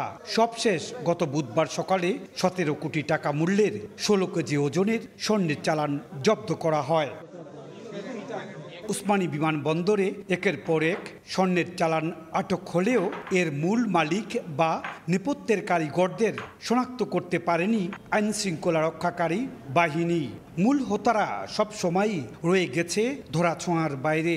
এছাড়া স্বর্ণ চোরাকার বাড়িদের নানা কৌশলে ধরাশায়ী হন কাস্টমস কর্তৃপক্ষ। ইনিশিয়াল স্ক্যানিংয়ের মাধ্যমে এটা একদম ক্লিয়ারলি দেখা যায়নি, তারপরে এনএসআইয়ের কাছে যেহেতু কংক্রিট ইনফরমেশন ছিল, ফার্দার স্ক্যানিং এবং চেকিংয়ের মাধ্যমে এনএসআই এটা ডিটেক্ট করতে সমর্থ হয়। নানা ধরনের মেশিনের ভেতরে কৌশলে স্বর্ণ নিয়ে আসেন। কাস্টমসের চোখ ফাঁকি দিয়ে গ্রিন চ্যানেল দিয়ে কৌশলে বের হলেও মাঝে মধ্যে অন্য সংস্থার হাতে ধরা পড়ে চোরাচালানির স্বর্ণ। প্রাথমিক সিদ্ধান্তে ধরা না পড়লেও এনএসআই কর্তৃপক্ষ এবং অন্যান্য যারা ছিলেন শুল্ক গোয়েন্দা সহ তাদের সন্দেহ থেকেই যায় এবং তারা সেই ক্ষেত্রে সিভিল এভিয়েশনের নিরাপত্তা ইউনিটের সহায়তা নেন। বুধবার ওসমানী আন্তর্জাতিক বিমানবন্দর থেকে আটক শারজা থেকে 17 কোটি টাকার স্বর্ণ বহন করে আনা সিলেটের গোয়েনঘাটের নুরুল ইসলাম পেশায় একজন রং মিস্ত্রি। দেশে আসার বিমানের একটি টিকিটের বিনিময়ে কফি বানানোর মেশিনের বাক্সটি তিনি ওসমানী আন্তর্জাতিক বিমানবন্দরে নিয়ে আসেন। আর এয়ারপোর্টের বাইরে থেকে একজন বাক্সটি গ্রহণ করার কথা ছিল, তবে হাতে নাতে আটক হন তিনি। আর এভাবেই মূল হোতারা থেকে যাচ্ছে ধরা ছোঁয়ার বাইরে। ইকরামুল কবির, সময় সংবাদ, সিলেট। বন্যা পরবর্তী কৃষি ও খাদ্য সংকট মোকাবেলায় উদ্যোগ নিয়েছে বাংলাদেশ কৃষি বিশ্ববিদ্যালয়ের শিক্ষার্থীরা। আসছে মৌসুমে দুর্গত এলাকায় ধান চাষের জন্য নাবি আমন ধানের বীজতলা তৈরি করছেন তারা।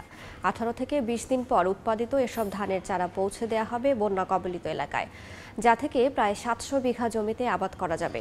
হোসেন আলীর তোলা ছবিতে ওবায়দুল হকের রিপোর্ট। অতিবৃষ্টি ও ভারতের ত্রিপুরা থেকে নেমে আসা ঢলে তলিয়ে গেছে দেশের 11 জেলা। স্মরণকালের এ বন্যায় এখনো পানিবন্দী লাখো মানুষ। মারাত্মক ক্ষতিগ্রস্ত হয়েছে কৃষিখাত। আমনের বীজতলা ও চারা সব নষ্ট হয়ে যাওয়ায় বড় ধরনের খাদ্য সংকটের শঙ্কায় বানভাসীরা। দেশের মানুষ বন্যা মোকাবিলা করছে সম্মিলিতভাবে। আর কৃষির ক্ষতি কাটিয়ে উঠতে ও খাদ্য সংকট মোকাবিলায় কৃষকদের পাশে দাঁড়ালো ময়মনসিংহের বাংলাদেশ কৃষি বিশ্ববিদ্যালয়ের শিক্ষার্থীরা। বন্যা পরবর্তী সময়ে কৃষকদের সহায়তা করতে বিনামূল্যে নাবি আমন ধানের চারা বিতরণ করার উদ্যোগ নিয়েছেন তারা।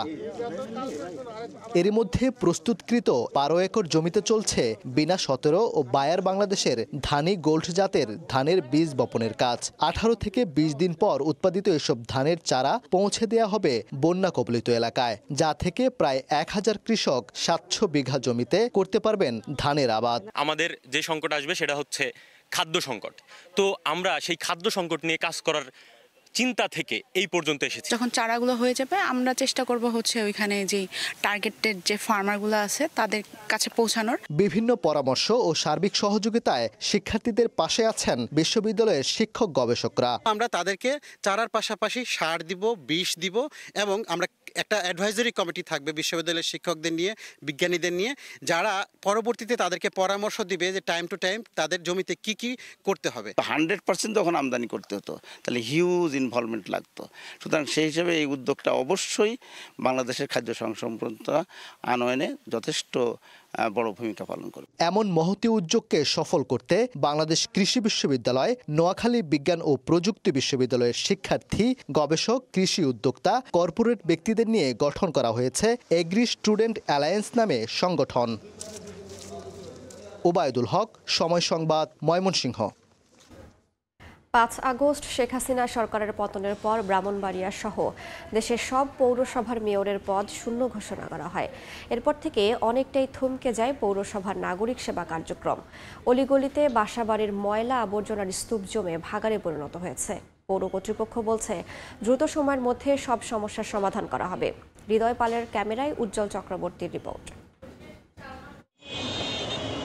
5 আগস্ট শেখ হাসিনা সরকারের পতনের পর সারা দেশে প্রেক্ষাপট বদলে যায়। 19 আগস্ট দেশের সব পৌরসভা মেয়রের পদ শূন্য ঘোষণা করে প্রশাসক নিয়োগ দেয় অন্তর্বর্তীকালীন সরকার। এরপর থেকে বিভিন্ন জায়গায় মেয়র সহ একাধিক কাউন্সিলর গা ঢাকা দেন। এতে থমকে গেছে 150 বছরের প্রাচীনতম ব্রাহ্মণবাড়িয়া পৌরসভার নাগরিক সেবা কার্যক্রম। পাড়া মহল্লার অলিগুলিতে বাসাবাড়ির ময়লা আবর্জনা স্তূপ জমে ময়লার ভাগাড়ে পরিণত হয়েছে। বিশেষ করে পৌর এলাকার 4 নং ওয়ার্ডের ময়লা দুর্গন্ধে নাগরিক ভোগান্তি বেড়েছে। অপরদিকে বিভিন্ন অলিগলিতে চলমান উন্নয়ন কাজ ধীরগতিতে চলায় দুর্ভোগ বেড়েছে এলাকাবাসীর। বাসিন্দাদের অভিযোগ, পৌরসভার পক্ষ থেকে সঠিক তদারকি না থাকায় শ্রমিকরা ময়লা অপসারণ করছেন না। পৌরসভার গাড়ি তো ঢুকতেই পারতেছে না, এই রাস্তার কারণে ঢুকতে পারতেছে না। এতটুকু জায়গায় 6-7 মাস লাগাইছে এবং মধ্যে কাজ বন্ধ রাখে, আবার কিছুদিন করে, আবার কিছুদিন বন্ধ রাখে। লেবারের টাকা বাঁচানোর জন্য বেকু দিয়ে পুরাটা রাস্তা কাটছে, যদি এরা অল্প অল্প কাটতো, অল্প অল্প রাস্তা করতো, অল্প অল্প ঢালাই করতো, তাহলে আমাদের এই সমস্যাটা হইতো না। জনসাধারণের দুর্ভোগ লাঘবে পৌর কর্তৃপক্ষ ও কাউন্সিলরদের আরও সক্রিয় হওয়ার তাগিদ সচেতন নাগরিক সমাজের। বিকল্প পন্থায় এই ময়লা কিভাবে দ্রুত অপসারণ করা যায় নাগরিক দুর্ভোগ লাঘবের জন্য, এটি কিন্তু পৌর কর্তৃপক্ষকে এবং জনপ্রতিনিধি হিসেবে কাউন্সিলরদের আরও সক্রিয় ভূমিকা নেওয়া উচিত। দ্রুত সময়ের মধ্যে সমস্যা সমাধানের আশ্বাস পৌরসভা প্রশাসকের। আমরা যেহেতু নতুন দায়িত্ব নিয়েছি, একটু আমাদেরকে সময় দিতে হবে। আমরা পৌরসভার প্রত্যেকটা সমস্যা একে একে আমরা সমাধানের চেষ্টা করব। 1868 সালে প্রতিষ্ঠিত প্রায় 19 বর্গ কিলোমিটার ব্রাহ্মণবাড়িয়া পৌর এলাকায় অন্তত 3 লাখ নাগরিক বসবাস করেন। উজ্জ্বল চক্রবর্তী, সময় সংবাদ, ব্রাহ্মণবাড়িয়া। ভোরের সময় মেয়াদ উত্তীর্ণ কিট ব্যবহার, পরীক্ষার দাম দ্বিগুণ নেয়া, স্যাম্পল ওষুধ দিয়ে চিকিৎসা সহ নানা অনিয়ম মিলেছে রাজধানীর কমফোর্ট ডায়াগনস্টিক সেন্টার ও নার্সিংহোমে। 5 লাখ টাকা জরিমানাও করেছে জাতীয় ভোক্তা অধিকার সংরক্ষণ অধিদপ্তর। নিয়ম মানতে হাসপাতালটিকে 7 দিন সময় দিয়েছে সংস্থাটি। দেখে বোঝার উপায় নেই, ইউরিন টেস্টের এক এক টিকিটের মেয়াদ উত্তীর্ণ হয়েছে আরও 3 বছর আগেই। শনিবার সকালে জাতীয় ভোক্তা অধিকার সংরক্ষণ অধিদপ্তরের অভিযানে রাজধানীর গ্রিন রোডের নামিদামি কমফোর্ট ডায়াগনস্টিক সেন্টার ও নার্সিং হোম হাসপাতালে ব্যবহার করা হচ্ছে মেয়াদ উত্তীর্ণ এসব কিট, যাতে সঠিক রোগের চিকিৎসা পাওয়া কঠিন। 21 সালে মেয়াদ শেষ। এ সময় দায় এড়িয়ে যেতে চাইলেও পরে স্বীকার করে নেয় দায়িত্বরত কর্মকর্তারা। যেহেতু 21 এইটার ডেট এক্সপায়ার হয়ে গেছে, এটা ইউজ করলে আপনার পারফেক্ট রেজাল্ট আসার কথা না। শুধু কিট মেয়াদ উত্তীর্ণ তা নয়, এই হাসপাতালে অনিয়ম রয়েছে নিজেরাই পরীক্ষার মূল্য নির্ধারণ করে দ্বিগুণ দাম নেয়ার। ভোক্তা অধিকারের অভিযানে মেলে বিক্রি প্রযোজ্য নয়, অর্থাৎ স্যাম্পল ওষুধ দিয়েও ভর্তি রোগীদের চিকিৎসার। আপনি তো একটা মানুষের জীবন নিয়ে সিনেমিনি খেলছেন। একটা টেস্ট মানে একটা মানুষ রোগীর জীবন। নানা অনিয়মের দায়ে 5 লাখ টাকা জরিমানার পাশাপাশি 7 দিনের আলটিমেটাম দেয়া হয় হাসপাতাল কর্তৃপক্ষকে। কিছু বিল চেক করে দেখলাম যে মূল্য তালিকার সাথে এটা অ্যাডজাস্ট হয় কিনা। বেশ কিছু সার্ভিস রয়েছে, ওটা টেস্ট ফি রয়েছে যেটা আপনার দ্বিগুণ, বিল নিচ্ছে দ্বিগুণ, কিন্তু আপনার তালিকা রয়েছে কম। রোগীদের জিম্মি করে হাসপাতালগুলোর নৈরাজ্য আর মেনে নেওয়া হবে না বলেও হুঁশিয়ারি দিয়েছেন বৈষম্য বিরোধী ছাত্র আন্দোলনের শিক্ষার্থীরা। আপনারা হুঁশিয়ার হয়ে যান, আপনারা যদি ভাবে থাকেন আজকে থেকে আমাদের এখানেই অভিযানটা শেষ, তাহলে এটা ভুল ধারণা। আমরা প্রত্যেকটি হসপিটালে যাব এবং আপনারা যে ধরনের দুর্নীতি, যেই ধরনের অনিয়ম করতেছেন, এগুলো আমরা সবগুলোই খুঁজে বাইর করার চেষ্টা করব। তবে শিগগিরই অন্যান্য হাসপাতালে এমন অনিয়ম আছে কিনা ছাত্র আন্দোলনের শিক্ষার্থীদের নিয়ে যৌথ অভিযান পরিচালনা করবে ভোক্তা অধিকার সংরক্ষণ অধিদপ্তর। সাইফুল ইসলাম, সময় সংবাদ, ঢাকা। ত্রাণ হিসেবে চাল বিতরণ করছেন অনেকে, এতে বাজারে চাহিদা বাড়ায় দামও ঊর্ধ্বমুখী। সুযোগ বুঝে মোটা চালের দাম কেজিতে 3 থেকে 4 টাকা বাড়িয়েছেন কিছু ব্যবসায়ী। স্মরণকালের ভয়াবহ বন্যায় প্লাবিত ফেনী, নোয়াখালী, লক্ষ্মীপুর সহ দেশের 11টি জেলা। এমন পরিস্থিতিতে ত্রাণ হিসেবে চাহিদা বেড়েছে চাল, ডাল সহ খাদ্যপণ্যের। ত্রাণ হিসেবে যখন চালের চাহিদা বেড়েছে, তখন সেই সুযোগেও দাম বাড়িয়েছেন কিছু অসাধু ব্যবসায়ী। রাজধানীর কারণ বাজারে শনিবার মোটা চালের কেজি বিক্রি হচ্ছে 50 থেকে 51 টাকায়, অথচ 7 দিন আগেও দাম ছিল 46 টাকা। স্বস্তি নেই পাইজাম, বিয়ের 28 ও চিকন চালের দামেও। কেজিতে বেড়েছে 5 থেকে 6 টাকা করে। খুচরা ব্যবসায়ীদের অভিযোগ, মিল মালিকদের কারসাজিতেই বাজারে এমন অস্থিরতা। চালের দাম অনেক বাস, কেজি আপনি 5-6 টাকা বাস। আড়তদার যারা চাল করে মজুত রাখে, তাদের আরো কমানো উচিত। এদিকে সপ্তাহের ব্যবধানে আবারও কেজিতে 10 টাকা বেড়ে 170 টাকায় বিক্রি হচ্ছে ব্রয়লার মুরগি, আর 150 টাকা ডজনে ডিম কিনতে হচ্ছে ক্রেতাদের। গতকালকের তুলনায় আজকে মুরগির দাম 10 টাকা করে কেজিতে বাড়ছে এবং ব্রয়লার মুরগি আজকে বেচতেছি 170 টাকা কেজি। পাকিস্তানি সোনালিটা বিক্রি করতেছি 240 টাকা কেজি। লাল ডিম 150 টাকা ডজন বিক্রি করতেছি, সাদাটাও একই দাম বেচতেছি। সবজির বাজারেও ক্রেতাদের জন্য নেই সুখবর। এক্ষেত্রে সরবরাহ ঘাটতির দোহাই বিক্রেতাদের। একদিনের ব্যবধানে বেগুন, ঢেঁড়স, করলার কেজিতে দাম বেড়েছে 10 থেকে 15 টাকা। বন্যার পরিস্থিতিতে এটা আপনার বেশি, আর কিছুটা তো বেশি আছে। প্রত্যেকটা কাঁচামালের দাম আপনার 10 টাকা, 15 টাকা, 20 টাকা কেজিতে বাড়তি আছে। প্রতিদিনকার চাহিদায় চাল, সবজির পর ক্রেতার নজর থাকে আলু পেঁয়াজে। কারণ বাজারে বিক্রেতাদের দাবি, এই দুই পণ্যের দাম কেজিতে কমেছে 5 থেকে 10 টাকা।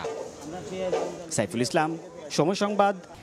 মক্কায় 44তম আন্তর্জাতিক কোরআন প্রতিযোগিতায় 123টি দেশের মধ্যে 2 গ্রুপেই বাংলাদেশ প্রথম স্থান অর্জন করেছে। হাফিজ আনাস বিন আতিক 30 পারা গ্রুপে এবং হাফিজ মুয়াজ মাহমুদ 15 পারা গ্রুপে প্রথম স্থান অর্জন করেন।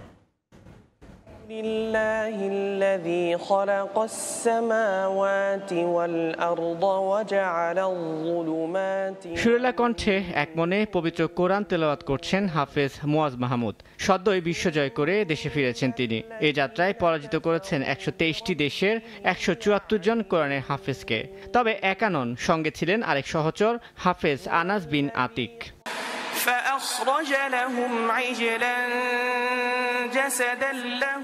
মক্কায় হেরেম শরীফে 44তম কিং আব্দুল আজিজ আন্তর্জাতিক কোরআন প্রতিযোগিতায় চতুর্থ গ্রুপে প্রথম স্থান অর্জন করেছেন রাজধানীর মারকাজু ফয়জিল কোরআন আল ইসলামের কিতাব বিভাগের ছাত্র হাফেজ মুয়াজ মাহমুদ। আর তৃতীয় গ্রুপে প্রথম স্থান অর্জন করেছেন মারকাজুত তাহফিজের ছাত্র হাফেজ আনাস বিন আতিক।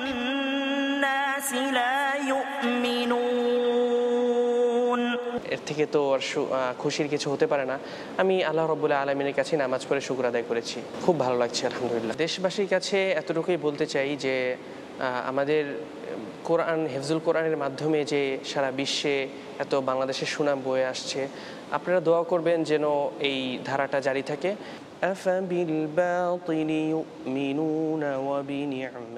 নিজের হাতে গড়া শিক্ষার্থীর এমন সাফল্যে উচ্ছ্বসিত মুয়াজের শিক্ষকও।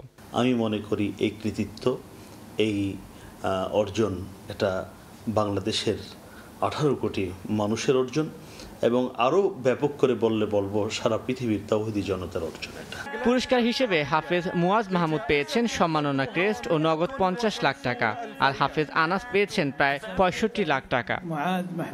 তানভীর হাসান, সময় সংবাদ, ঢাকা।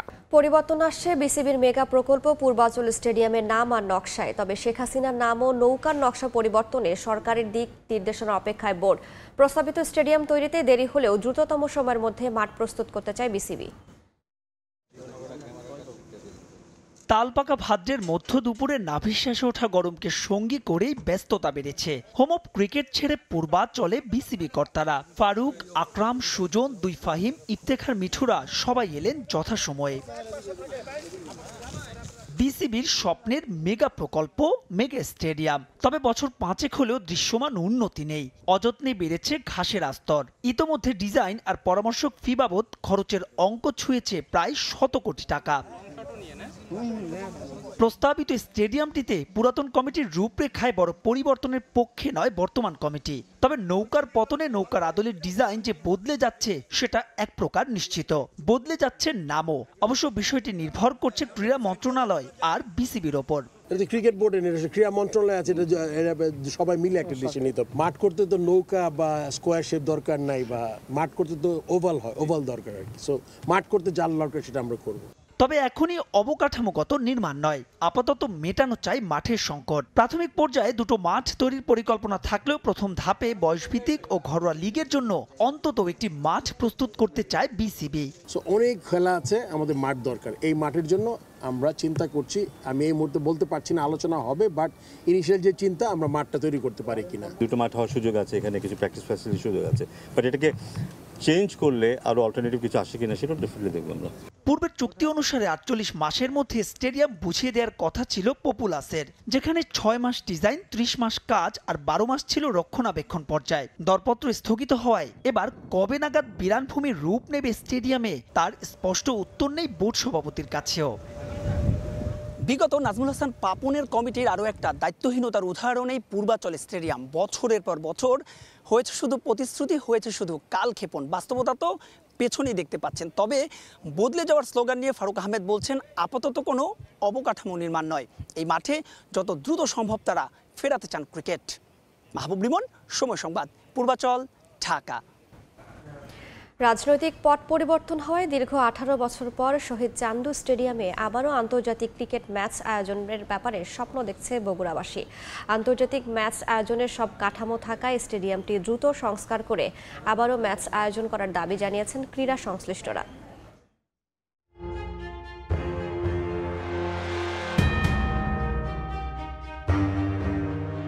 প্রায় 8 কোটি টাকা ব্যয়ে 2004 সালের 7 ফেব্রুয়ারি শহীদ চান্দু স্টেডিয়ামের আনুষ্ঠানিকভাবে উদ্বোধন করা হয়। অনূর্ধ্ব 19 দলের বিশ্বকাপের ম্যাচ দিয়ে আনুষ্ঠানিক যাত্রা শুরু করে বগুড়ার এই স্টেডিয়ামটি। আইসিসি স্বীকৃতি পাওয়ার পর একটি টেস্ট আর 5টি ওয়ানডে ম্যাচও অনুষ্ঠিত হয় এখানে। এই মাঠে ওয়ানডেতে শ্রীলঙ্কার বিপক্ষে প্রথম জয় তুলে নেয় টাইগাররা। তবে আওয়ামী লীগ নেতৃত্বাধীন সরকার ক্ষমতায় আসার পর থেকেই বৈষম্যের রোশনালে পড়ে শহীদ চান্দু স্টেডিয়াম। আন্তর্জাতিক ম্যাচ তো নয়, এমনকি বিপিএলেরও একটি খেলাও অনুষ্ঠিত হয়নি মুশফিক, তাওহিদ হৃদয়, তামজিদ তামিম ও শফিউলদের বেড়ে ওঠা এই মাঠে। শুধু তাই নয়, গেল বছর মার্চে স্টেডিয়ামকে ভেন্যু তালিকা থেকে বাদ দেয় বিসিবি। দীর্ঘদিন ম্যাচ না হওয়ায় বকেয়া পড়েছে স্টেডিয়ামের বিদ্যুৎ বিল, ফ্লাড লাইটগুলো সবই অকেজো, খেলার উপযুক্ততা হারিয়েছে আউটফিল্ড এবং পিচ। স্থানীয়দের দাবি দ্রুত সংস্কার করে আবারও জাতীয় সহ আন্তর্জাতিক ম্যাচ ফেরানো হোক বগুড়ার শহীদ চান্দু স্টেডিয়ামে। এত সুন্দর একটা স্টেডিয়াম, সেটা এতদিন অবহেলায় ছিল, তো আমরা চাচ্ছি যে খুব দ্রুত এখানে একটা সংস্কার কাজ শুরু হোক। রাজনৈতিক বৈষম্যতার কারণেই তো আমাদের এই খেলাটা বগুড়াতে কোনো খেলা হয়নি। এখন আমরা চাচ্ছি যে রাজনৈতিক বৈষম্য না রেখে আমরা এখানে খেলা দেখতে চাই। এই মাঠে আবার আন্তর্জাতিক ম্যাচ ফিরে আসুক, কারণ আপনারা জানেন শ্রীলঙ্কা বাংলাদেশের যে ম্যাচটি এখানে হয়েছিল, কত হাজার হাজার দর্শক এখানে, যে উন্মাদনা ক্রিকেটের এই উত্তরবঙ্গের মানুষের রয়েছে, সেটি কিন্তু এই বগুড়ায় যখন আন্তর্জাতিক ম্যাচ আপনি দিবেন ঠিক তখনই বুঝতে পারবেন। সরকারের পরিবর্তন হয়েছে ক্রিকেট বোর্ডের মানুষগুলো, আমি চাইবো যে তাদের শুভ বুদ্ধির উদয় হবে। বর্তমানে উত্তরবঙ্গের সঙ্গে রয়েছে রাজধানী ঢাকার চমৎকার যোগাযোগ ব্যবস্থা। তাছাড়া একটি আন্তর্জাতিক ম্যাচ আয়োজনের জন্য আনুষঙ্গিক যেসব বিষয় থাকা জরুরি তার সবকিছুই আছে বগুড়া শহরে। তাই বঞ্চিতদের তালিকায় না রেখে সংশ্লিষ্টদের আবারও এই দিকে দৃষ্টি দেওয়ার তাগিদ ক্রীড়া প্রেমীদের। উত্তর অঞ্চলের মানুষের একটাই প্রত্যাশা, এখানে আবার ফিরে আসুক আন্তর্জাতিক ক্রিকেট, স্থানীয় ক্রিকেটের মান আরও উন্নয়নে ক্রিকেট বোর্ডের আরও ভূমিকা থাকুক। আরাফাত রহমান কোকো, উনি যে ক্রিকেট ডেভেলপমেন্ট বোর্ডের চেয়ারম্যান ছিলেন, ক্রিকেট ডেভেলপমেন্টটা হয়েছিল তার হাত ধরেই। এই বয়সভিত্তিক খেলা, বয়সভিত্তিক প্রশিক্ষণ, এটা তার হাত দিয়েই শুরু হয়েছিল, আবার শুরু হোক এগুলো কার্যক্রম, এটাই আমাদের একমাত্র দাবি। বগুড়া শহীদ চান্দু স্টেডিয়ামের গ্যালারিতে একসঙ্গে 15,000 দর্শকের ধারণ ক্ষমতা আছে। আব্দুল আউয়াল, সময় সংবাদ, বগুড়া। ফিফার নিয়ম মেনে বাফুফের সভাপতি কাজী সালাউদ্দিন ও তার পুরো কমিটির পদত্যাগের দাবিতে মানববন্ধন ও বিক্ষোভ কর্মসূচি করেছে দেশের সাবেক ফুটবলার ও ক্রীড়া সংগঠকরা। 24 ঘন্টার মধ্যে কাজী সালাউদ্দিন পদত্যাগ না করলে তাকে ক্রীড়াঙ্গন থেকে অবাঞ্ছিত ঘোষণা করার হুঁশিয়ারি দিয়েছে তারা। এদিকে দেশের বর্তমান পরিস্থিতি বিবেচনায় রেখে বাফুফের আসন্ন নির্বাচনের সূচি পেছানোর দাবি জানান জাতীয় দলের সাবেক অধিনায়ক আমিনুল হক। নির্বাচন পেছাতে ফিফাকে চিঠি দিতে বাফুফে সাধারণ সম্পাদকের সঙ্গে বৈঠকও করেন তারা।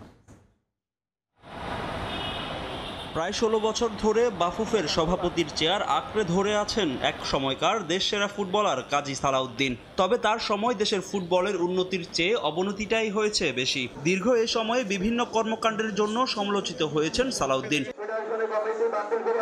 দেশের পট পরিবর্তনের পর থেকেই সালাউদ্দিনের পদত্যাগের দাবিতে উত্তাল ফুটবল পাড়া। তবে তা আমলে না নিয়ে বরং আগামী নির্বাচনে বাফুফের সভাপতি পদে দাঁড়ানোর কথা জানান তিনি। এবার ফিফার নিয়ম মেনে কাজী সালাউদ্দিন ও তার পুরো কমিটিকে পদত্যাগ করার আলটিমেটাম দিয়েছে সাবেক ফুটবলার ও সংগঠকরা। পদত্যাগ না করলে সালাউদ্দিনকে ক্রীড়াঙ্গন থেকে অবাঞ্ছিত করার হুঁশিয়ারিও দিয়েছেন তারা। বাফুফে ভবনের সামনে মানববন্ধন ও বিক্ষোভ কর্মসূচি শেষে এমন দাবি জানান তারা। ফুটবলের যারা ফুটবল চালাচ্ছে তাদের কোনো অবস্থান নাই, এখন একমাত্র শুধু সময়ের দাবি।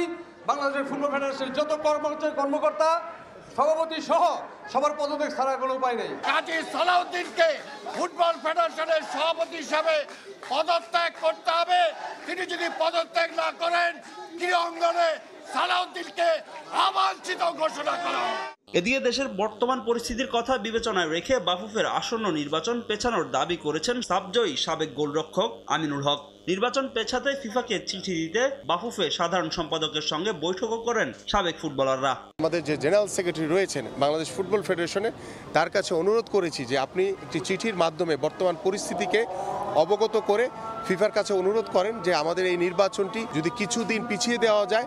একজন দুর্নীতিবাজ সভাপতি ফুটবল ফেডারেশনের, তার অধীনে কোনো নির্বাচন হোক, সেটা আমরা চাই না। সাবেক ফুটবলারদের দাবি দাওয়া নির্বাহী কমিটির বৈঠকে উপস্থাপন করার কথা জানান বাফুফের সাধারণ সম্পাদক। ফাহিম ইসলাম, সময় সংবাদ, ঢাকা। ভুটানের রোমাঞ্চকর অভিজ্ঞতা বাংলাদেশ জাতীয় ফুটবল দলের। সমুদ্রপৃষ্ঠ থেকে দেশটির উচ্চতা ও কন্ডিশনের সঙ্গে মানিয়ে নিতে ফুটবলারদের হাইকিং করালেন কোচ হ্যাভিয়ার ক্যাব্রেরা। রহিমপুর আঁকাবাঁকা পাহাড়ি পথে দৌড়াচ্ছেন জামাল বিশ্বনাথরা। বাংলাদেশ থেকে ভুটানে পৌঁছে শুরুতেই অনুশীলনের জন্য হাইকিং বেছে নিলেন কোচ হাভিয়ের কাব্রেরা। পাহাড়ি পথ বেয়ে হাইকিং এর কারণ সমুদ্রপৃষ্ঠ থেকে ভুটানের উচ্চতা ও কন্ডিশনের সঙ্গে মানিয়ে নেয়া। মাত্রই নেপাল থেকে সাফ অনূর্ধ্ব ২০ চ্যাম্পিয়নশিপ জয় করে ইতিহাস গড়ে দেশে ফিরেছে বাংলাদেশ। জুনিয়রদের সাফল্যে ঝিমিয়ে পড়া ফুটবলে ফিরেছে স্বস্তির সুবাতাস। অস্থির ক্রীড়াঙ্গনে এবার জামালদের সামনে চ্যালেঞ্জ ভুটান বাধা জয় করা।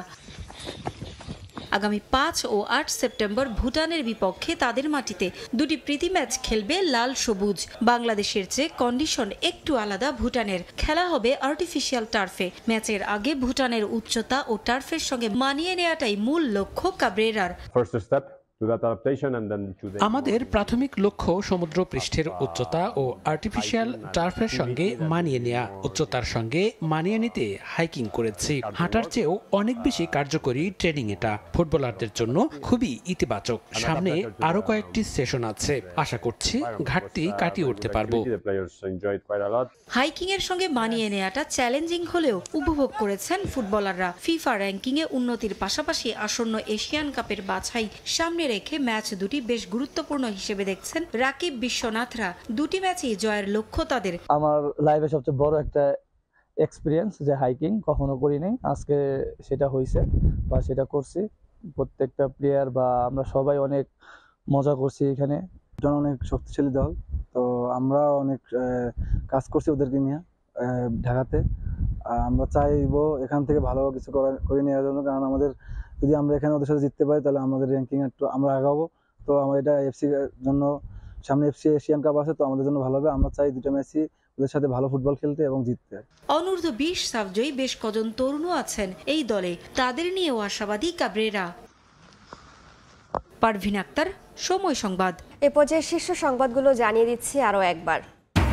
রাষ্ট্র সংস্কারে যৌক্তিক সময় দিতে হবে, প্রধান উপদেষ্টার সঙ্গে সংলাপে একমত বিভিন্ন দল ও জোট। নির্বাচন ব্যবস্থা সহ সংবিধান সংশোধনে সুনির্দিষ্ট প্রস্তাব চাইলেন ডক্টর ইউনূস।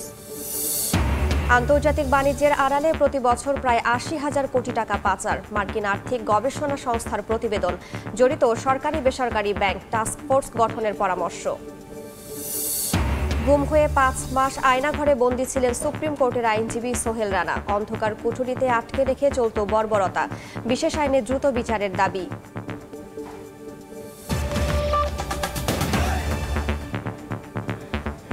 এই ছিল ভোরের সময়ের সঙ্গেই থাকুন সময়ের।